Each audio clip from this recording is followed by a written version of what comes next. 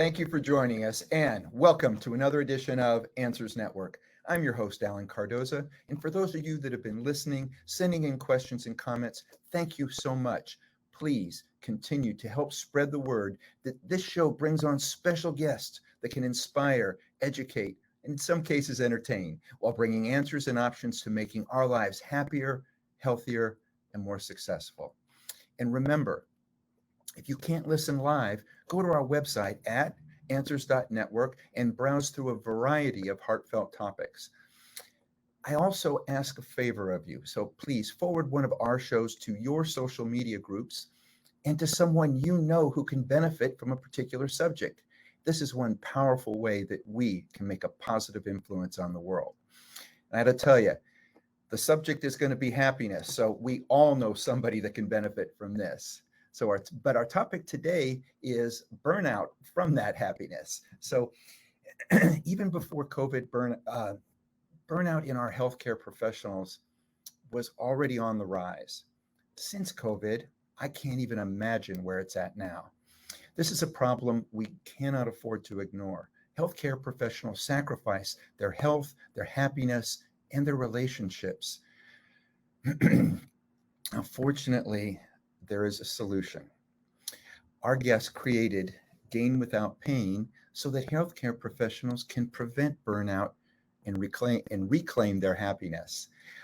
So our guest, which is Dr. Greg Hammer, he's a professor at Stanford University School of Medicine, a pediatric intensive care physician, a pediatric anesthesiologist, and he addresses this issue right up front with his new book, Gain Without Pain, the Happiness Handbook for Healthcare Professionals, which I think is a happiness health book for everybody. So Dr. Hammer is a member of the Stanford Wellness Initiative. He is currently the chair of the Physician Wellness Task Force for the California Society of Anesthesiologists. He has been a visiting professor and lecturer on wellness at institutions worldwide. Now, he researches in the developmental pharmacology and immunology field, and he has an active laboratory with multiple ongoing studies in these areas. Dr. Hammer is also a health enthusiast and meditator himself, utilizing a non-duality and mindfulness-based approach, including the GAIN method. Dr. Hammer, welcome to Answers Network. Wonderful to be with you, Alan. Well, it is my pleasure. And before we talk so much about the book, share a little bit about yourself and how you found yourself working in medicine and then realizing the issues that are there for burnout in other healthcare professionals. I really was interested as a child in astronomy, and I thought that would be my career. I did, in fact, study astronomy as an undergraduate. I was really captivated by the relationship between the very, very small and the infinite, the interrelationship of all things, and how systems were formed and related to one another on an increasingly large scale. And I came to a fork in the road where I had to decide whether I wanted to pursue astronomy or another topic I was interested in, which was human biology. And I was interested in human biology largely for the same reasons, because, we have our subcellular components that make up cells, and cells, of course, make up tissues, and tissues make up organs, and organs make up the body, more or less. And so, again, we have this micro to macro interrelationship, which I find very poetic and beautiful. So as Yogi Berra said, when you come to a fork in the road, take it. I took the fork toward human biology and decided to go to medical school. And I found a kinship with people who worked with children. I just found them to be more like me. Not that I, at that point, was felt that I was devoted to children, but I like the other people in pediatric medicine. They didn't take themselves quite so seriously. More of a sense of humor and a little bit more humility, which I think attracts me. And so While I was a pediatric resident, I really fell in love with the intensive care unit. At that time, doing anesthesiology in combination with pediatric critical care was a good way to go. So I did a second residency in anesthesiology, fellowship training in pediatric anesthesiology and critical care, and I've done that ever since and never looked back. I've been at Stanford since 1995. I've developed a great research career in my laboratory, and throughout all this time, I've really maintained my interest in the continuity of everything, and that's a sort of a cosmologic principle. And I've coupled that with my long-standing interest in fitness, physical and spiritual fitness. I've been a long-time exercise enthusiast. My undergraduate degree actually ended up being in nutritional science, and that's very important in my critical care practice and my personal life. So I think things kind of came to a beautiful synthesis for me. I feel very fortunate. Stanford formed an organization called Well MD several years ago, and that was really in response to the growing prevalence, or not to use a term that's applicable to COVID, but really a pandemic of burnout in the medical professions. So Stanford formed this Well MD program. I hopped on board, and things kind of went from there. I was asked to give a talk on wellness at a national meeting, and then one thing led to another, and that avenue sort of took a life of its own on. And so I've maintained my clinical practice and my research interest and activities, but I've become more and more committed to spreading the message about wellness. And I can say that I really did begin to experience burnout myself.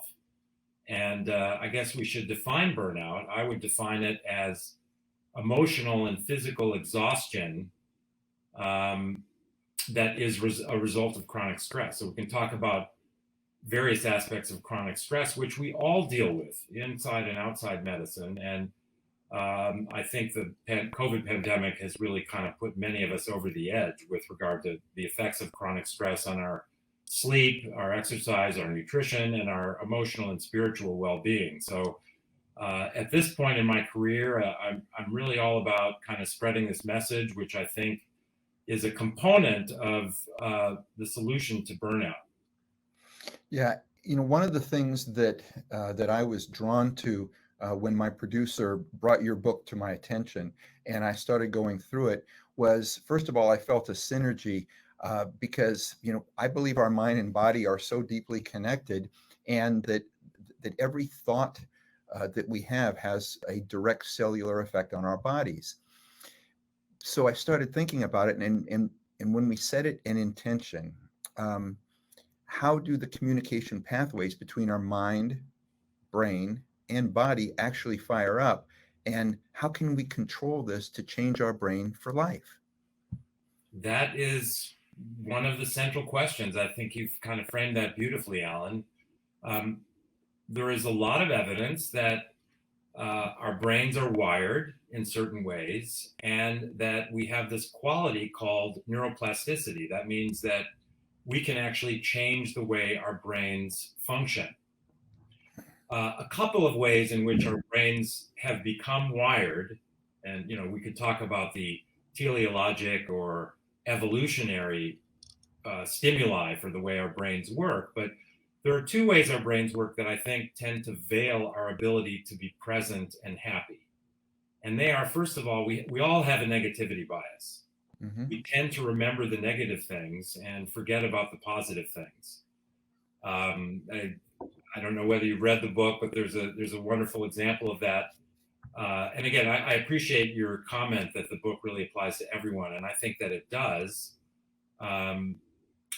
But the stories are largely based, around medicine and medical practice. But that, I think most everyone can relate to them. But I do tell the story regarding the negativity bias of a day I spent with one of my trainees, one of my pediatric anesthesia fellows, and we had 4 very difficult cases in the operating room, and all of them involved a lot of procedures that she and I did, inserting catheters in arteries and veins and breathing tubes and epidural catheters and so on. And she did everything flawlessly in all of the patients, except she had trouble getting the arterial catheter in one patient, so I stepped in to do that. But all the patients woke up comfortable, and she really did an outstanding job. We debriefed at the end of the day. I congratulated her on an excellent day. I later found out from her through discussions the following day that she went home. She had a dinner with her spouse, and as she was preparing to go to sleep at night, she was taking stock of the day. And did she think of all the wonderful things that she had done well, and how wonderfully her patients did, how comfortable they were, how stable they were?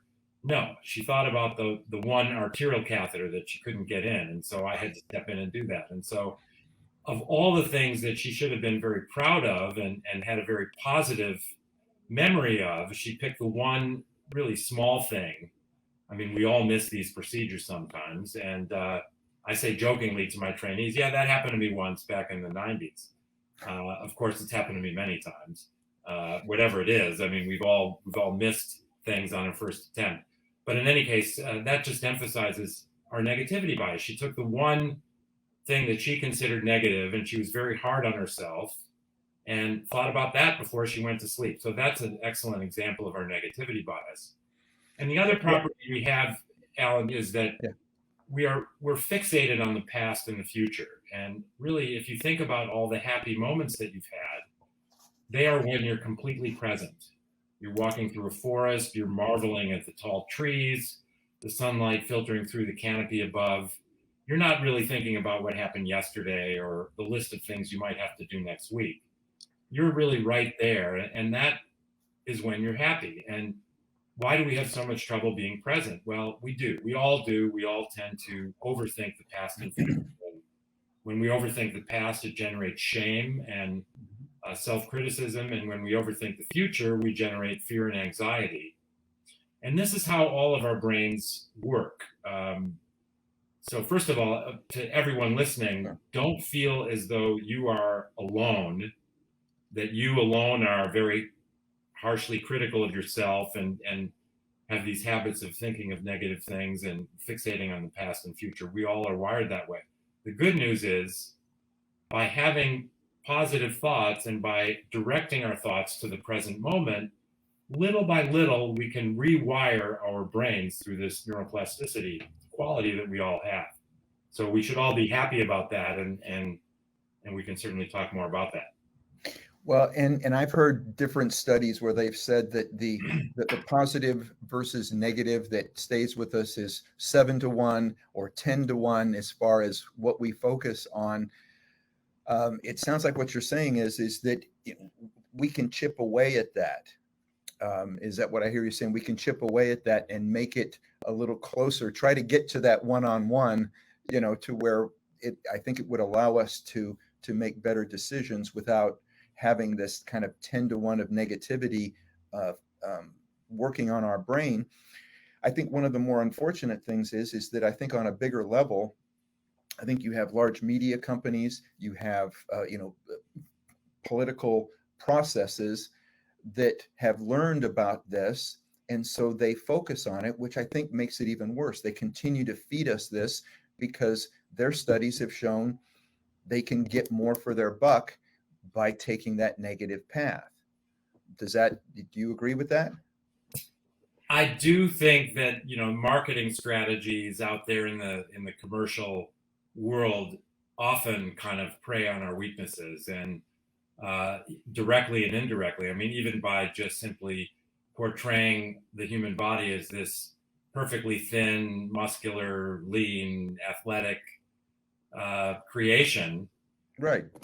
We see that, and then our negativity bias kicks in, and we criticize ourselves for not measuring up to that image. So that may be a way in which they're indirectly capitalizing on our negativity bias and our self-judgment.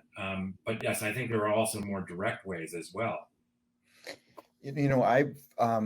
I've mentioned, you mentioned about the pathways or the neuroplasticity in our brain. And I like to do things very simply. So I spoke one time about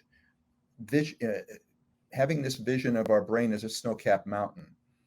and we get off the lift and we keep taking the same route down the mountain. So we've created a groove. So now every time we pop off, we kind of fall into that groove, and then we keep going. And so I'm thinking that we need two things. One is we need it to continue to snow to fill that. But on the other hand, we need to force ourselves sometimes to take a new path, start a new groove or a new path.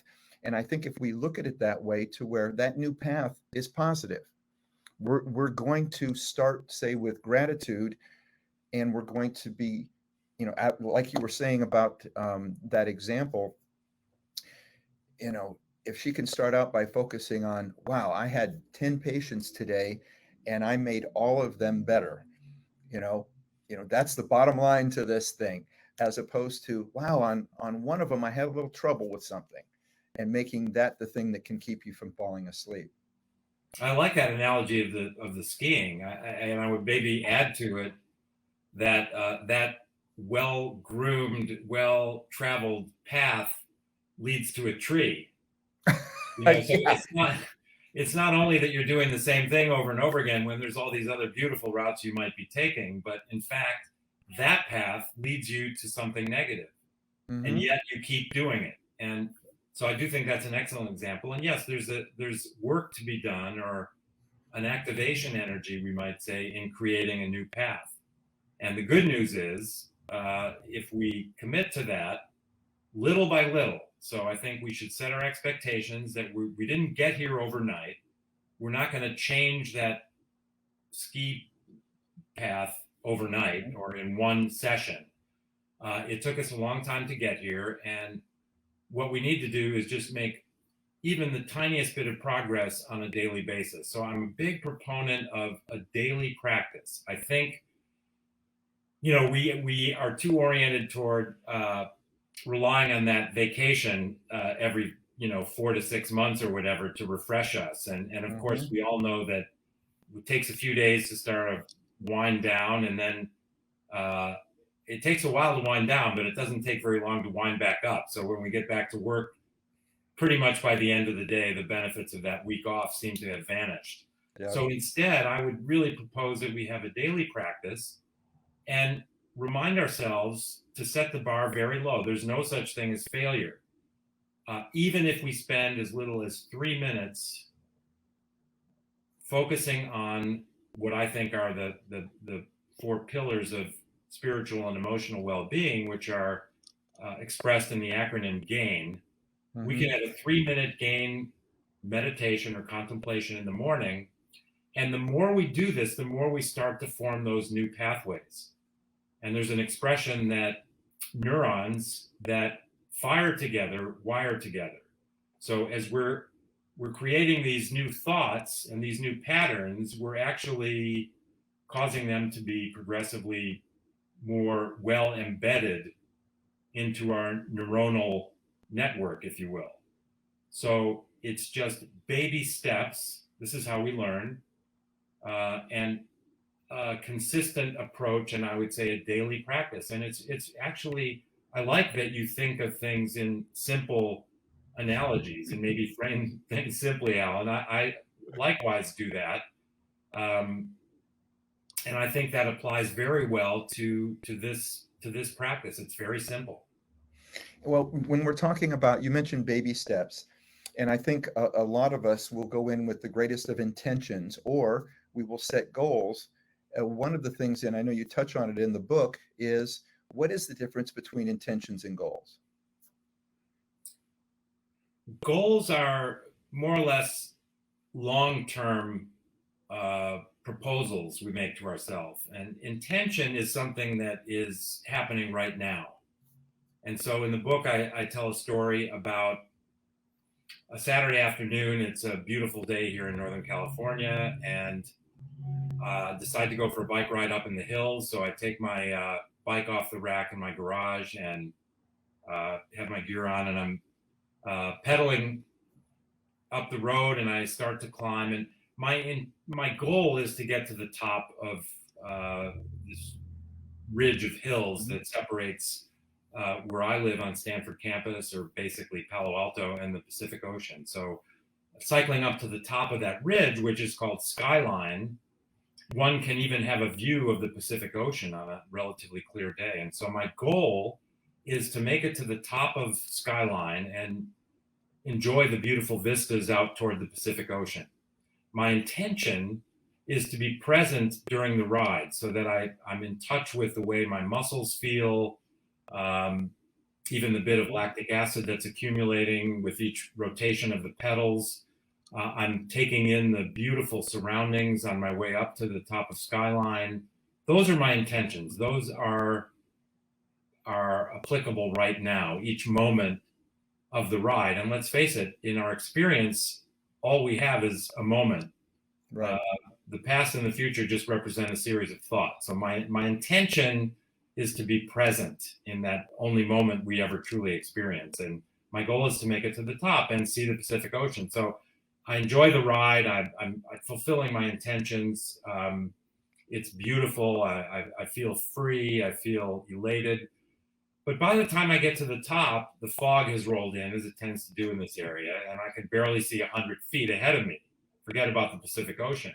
Mm-hmm. So in that regard, I have not achieved my goal, but I fulfilled my intention along the way. And I'm perfectly happy and satisfied and ready to hang out for a bit, catch my breath, and head back. And that's an example of the difference between intentions right now and goals, which are off in the future. And I think the problem with being goal-oriented and not living each moment, each day with intention is, and there's nothing wrong with having goals by any means, but when those supplant or take the place of or preclude having intentions, focusing on intentions, we tend to live our lives at arm's length. You know, we always have a goal that's off in the future. And this is another way that we tend to think. If I do these things now, especially in medicine, I think, because you sort of, put the gratification off in the future. Well, if I do this, I'll get into a good college. If I do this in college, I'll get into medical school. If I get into medical school and do this, I'll get a good residency. And then I'll get a good fellowship.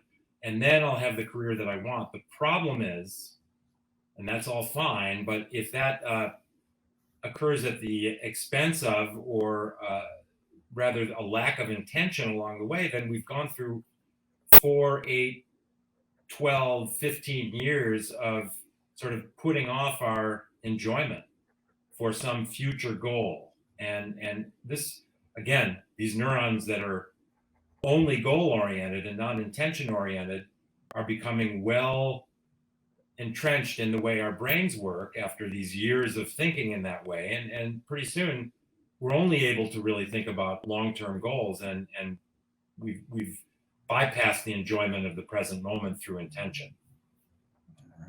We have some listener questions that have come in. And again, I want to thank those that take the time, some of which are our teachers, actually, that we find a lot of them will send things in because the show's in the middle of the day.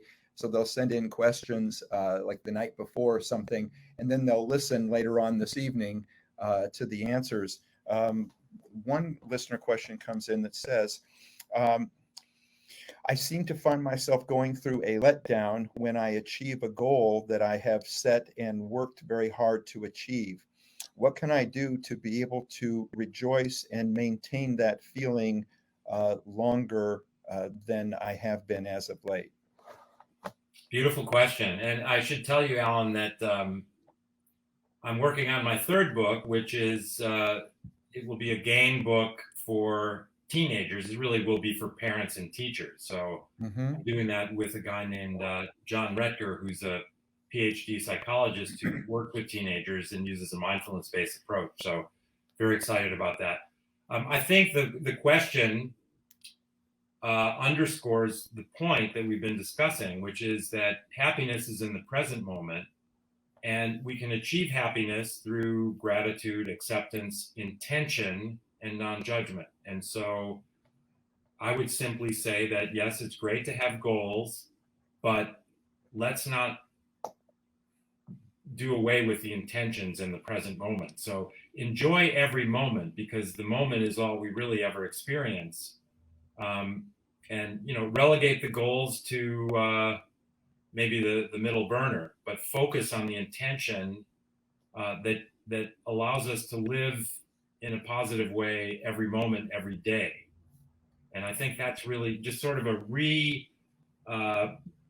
refocusing of one's thought processes toward orientation to the present moment through intentional living.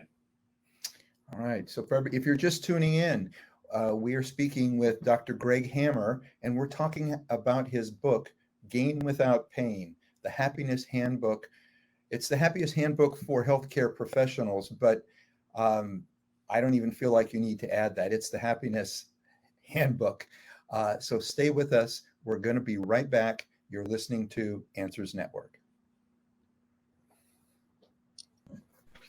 Founded over 30 years ago to meet the needs of families in crisis, West Shield has continually focused on resolving issues that negatively impact families and businesses.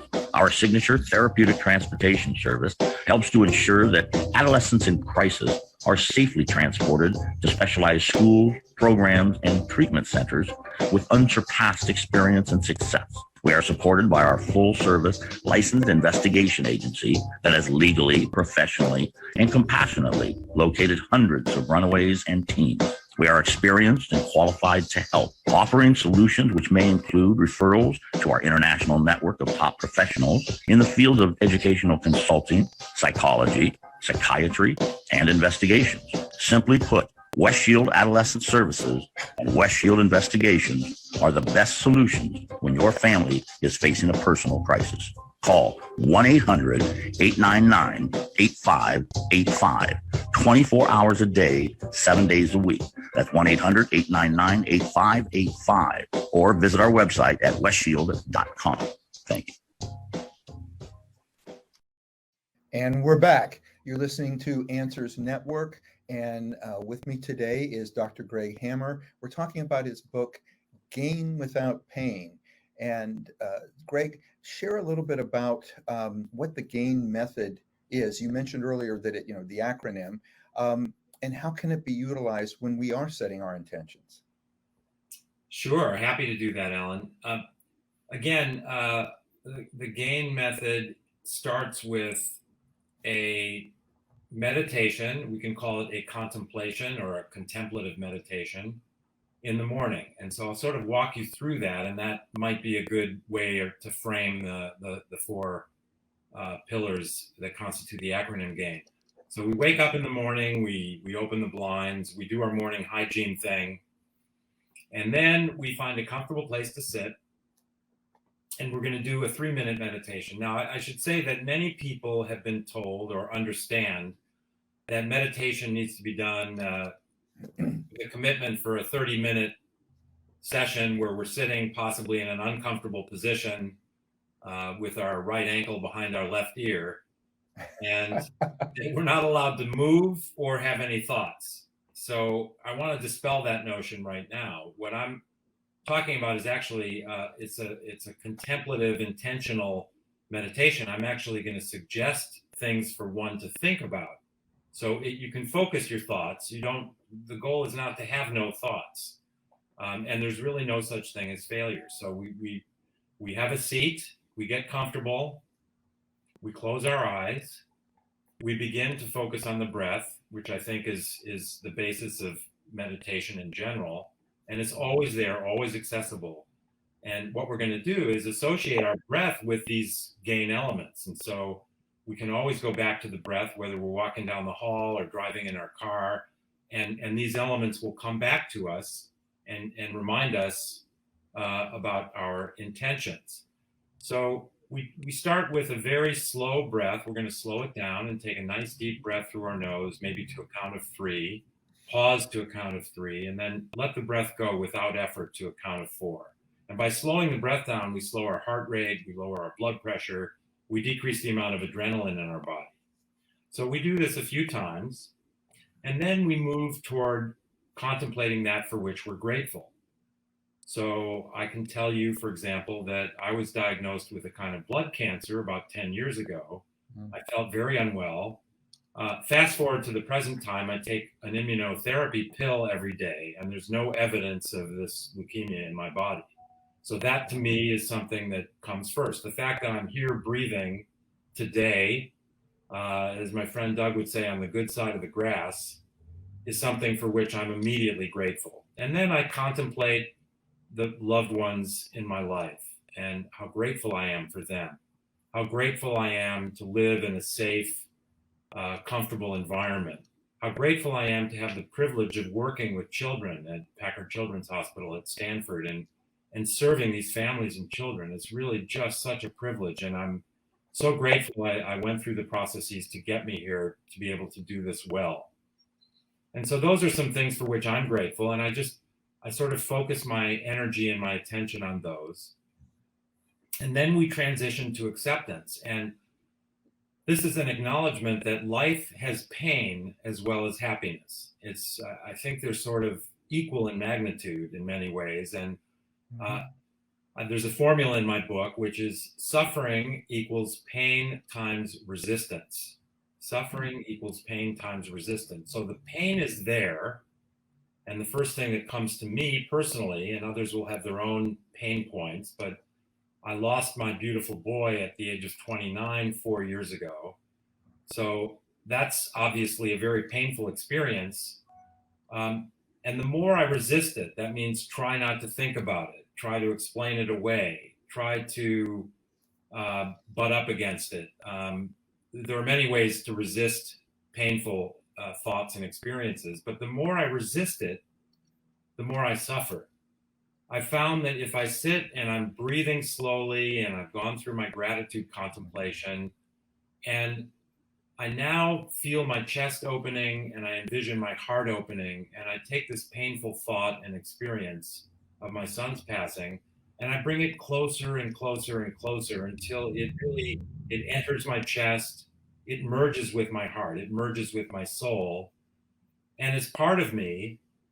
And as I breathe slowly, I feel my muscles relax and I fully embrace and accept this pain. If I ask myself the question, can I live with this pain forever? The answer is yes. So at that point, I know that there's no separation, that I've really fully taken this pain in and embraced it and accepted it. And again, if we lower our resistance to the pain, our suffering diminishes. So theoretically, if we became fully accepting of the pain, there would be no suffering associated with it. I think maybe that's a state of bliss that is rare, but I think there are many examples of individuals who may have actually been able to accept the pain in life to that degree that their suffering has vanished. So we can contemplate other painful things that we cannot change, as the Serenity Prayer would have us understand. We need to discern between what we can change and what we cannot change, and accept that which we cannot change. So we're not going to lie down and be trod upon by everybody with bad intentions. No, not at all. That's not what acceptance is.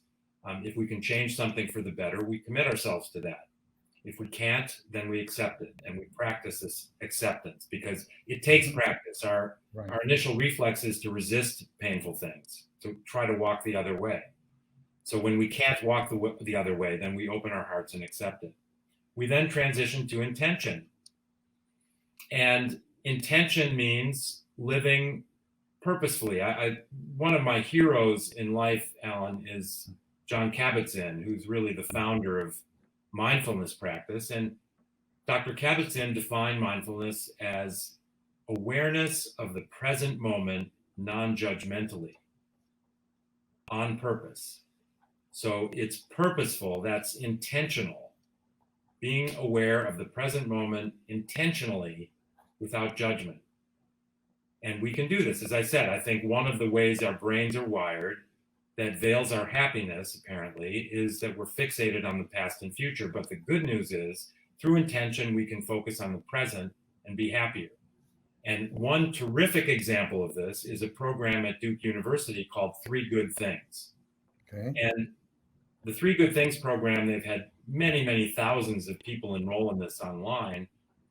basically it's distilled down to a commitment to consider 3 positive things that happen during the day as we prepare to go to sleep at night. And if you're a journaler, write them down.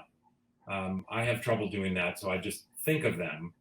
And what they've shown is that in thousands and thousands of subjects, simply thinking of 3 good things that happen during the day makes us sleep better and makes us happier. Now, how simple is that?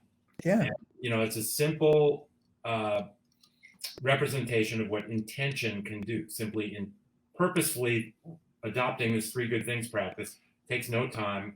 You can have the 3 good things thoughts when you're turning down the bed linens, etc. I can say, for me, it's a bit cloudy and cool outside today, but it's still a beautiful day. I will definitely include our conversation, Alan, this morning as one of my good things for today. It's been really great meeting you. I can say that already. And there's other good things ahead. I look forward to a bike ride, etc. So this is intention, and this applies to every moment.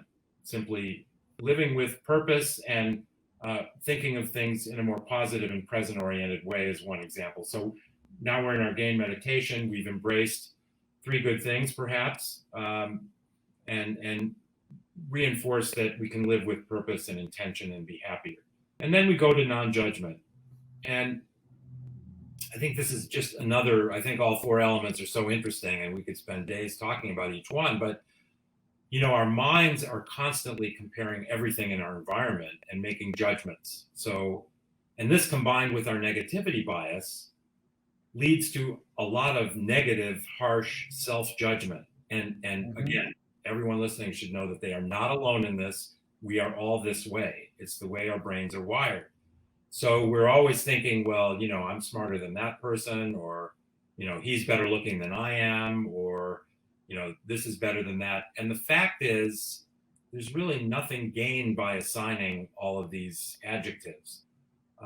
We don't need to judge things on our environment. We can just enjoy them exactly as they are. And again, this is where the gain elements are interrelated. There's acceptance sort of interwoven with non-judgment, because we accept things the way they are without resistance.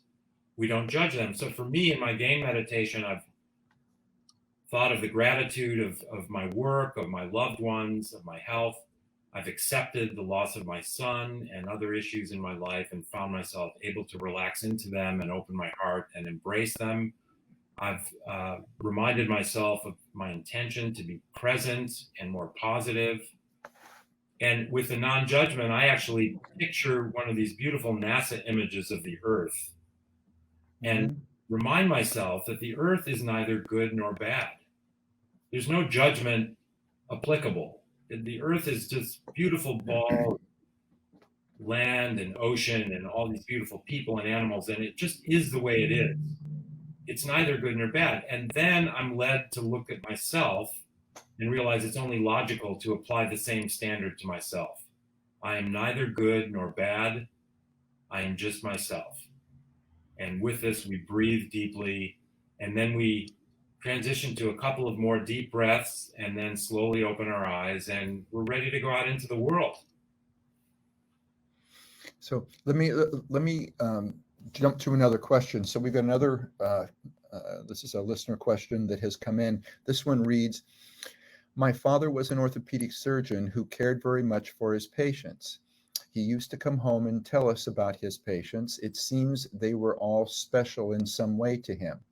My son is just finishing medical school and will be starting his residency next year in San Francisco.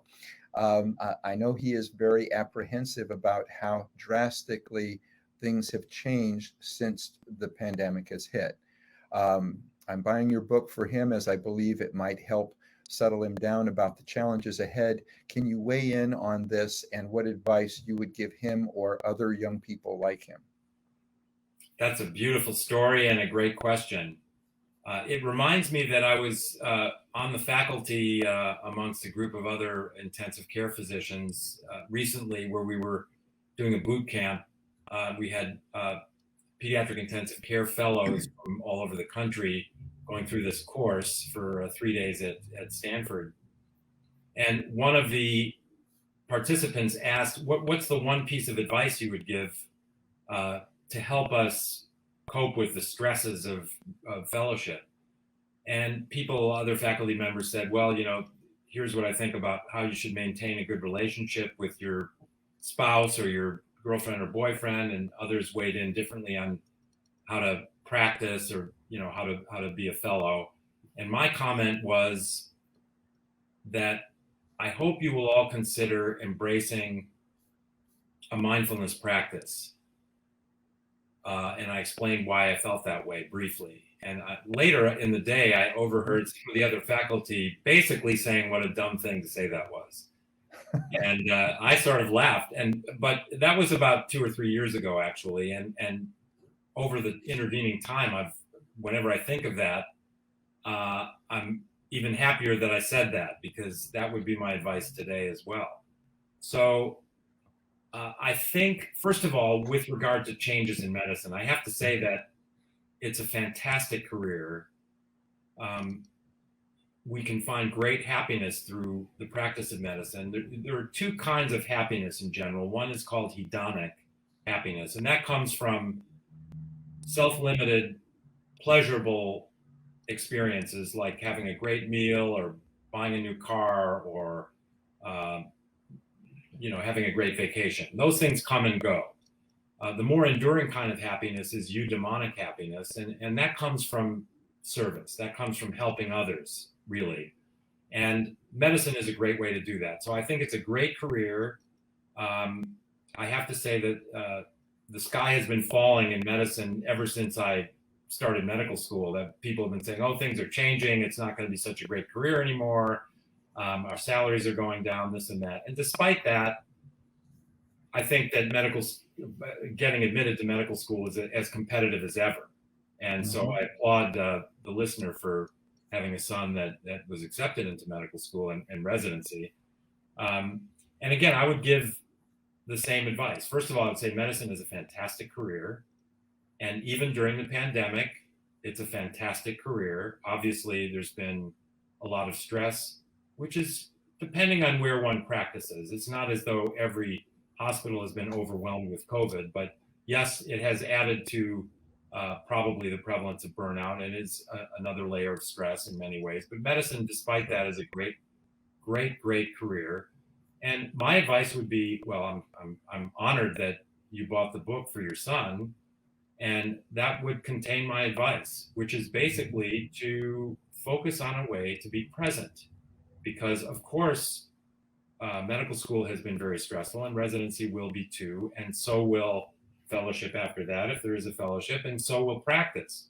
So all the better reason to start now to developing a way to be present. And I think the GAIN approach is as good as any. And so, thank you for getting your son the book. And if they're going to be at Stanford, let me know. I'd love to buy him a cup of coffee. There you go. And I think I'd like to take this time also just to thank a lot yourself and a lot of the healthcare professionals. I know that, it's now been, a year and a half ago or so, when the pandemic started, and we didn't know. There was so many things we didn't know. And yet, my personal doctor and so many other people that I know, friends whose husbands or wives are nurses or doctors. There's so many things we didn't know, but they were there for us. And I'm so grateful and so thankful that so many people out there, without knowing really what we were dealing with, put themselves out there because of the oath that they took to help other people. And again, I'm very thankful for that. Well, thank you, Alan, for acknowledging that. I'm honored to be able to step it up during this period and pitch in.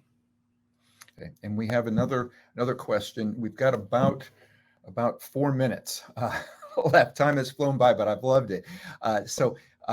This question says, these days, the majority of us are members of HMOs or PPOs, and a nurse friend who works in the same system of which I am a member of said the doctors are under tremendous pressure to see as many patients as possible, limiting their time to 10 minutes or less.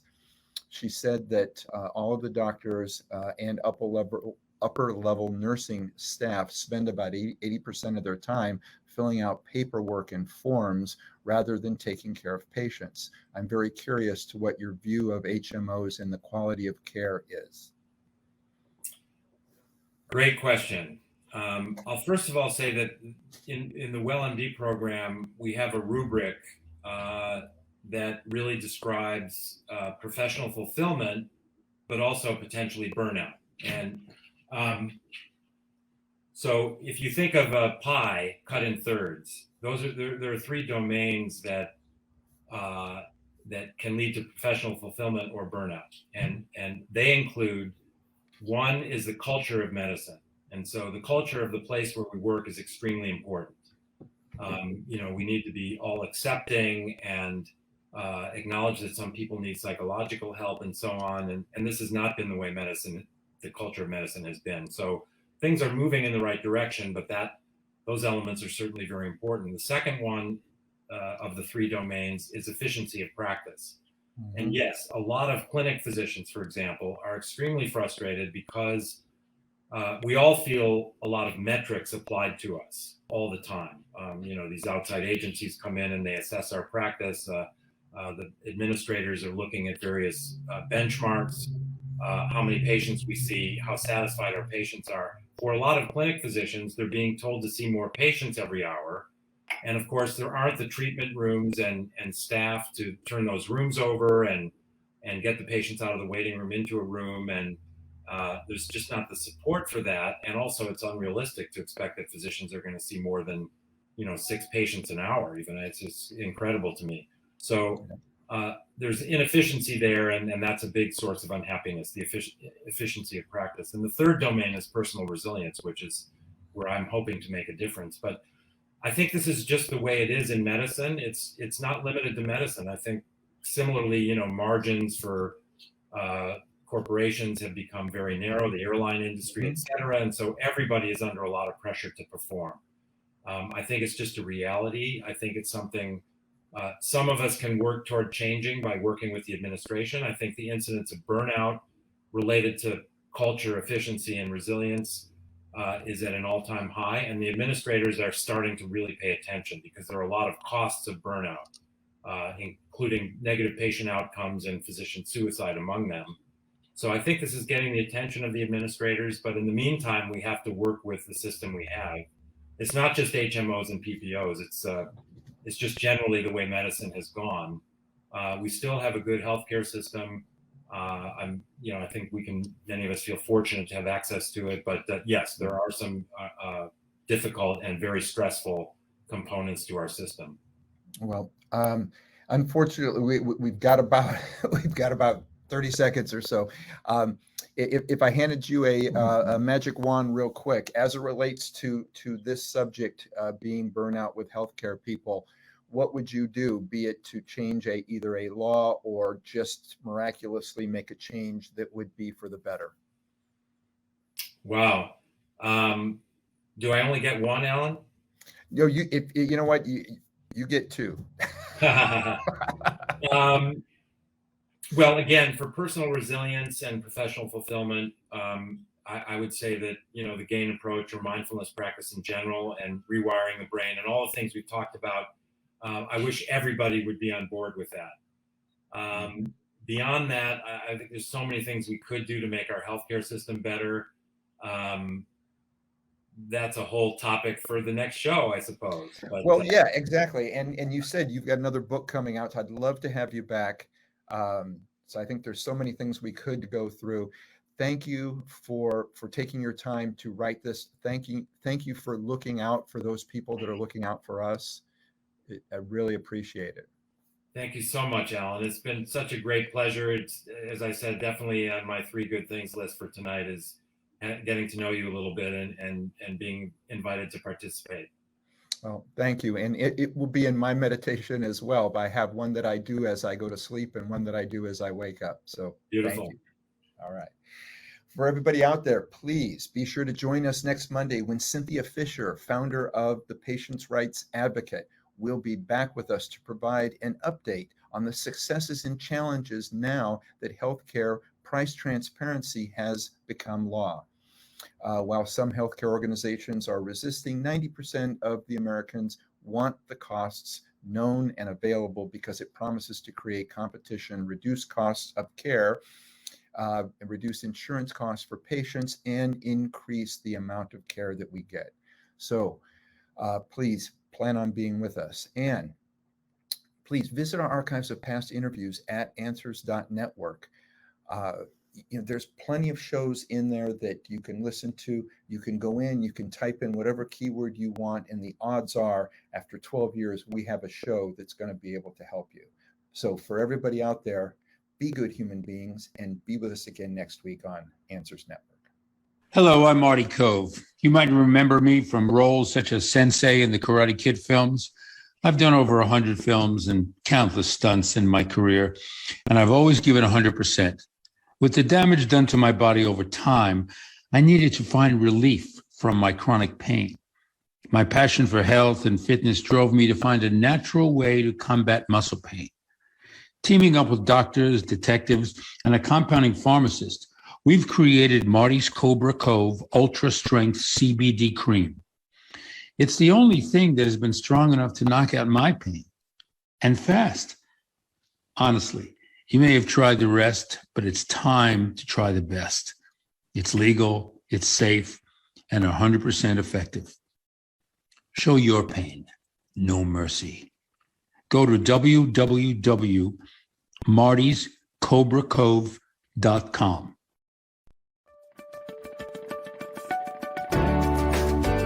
You're listening to Answers Network with Allen-Cardoza, only on LA Talk Radio.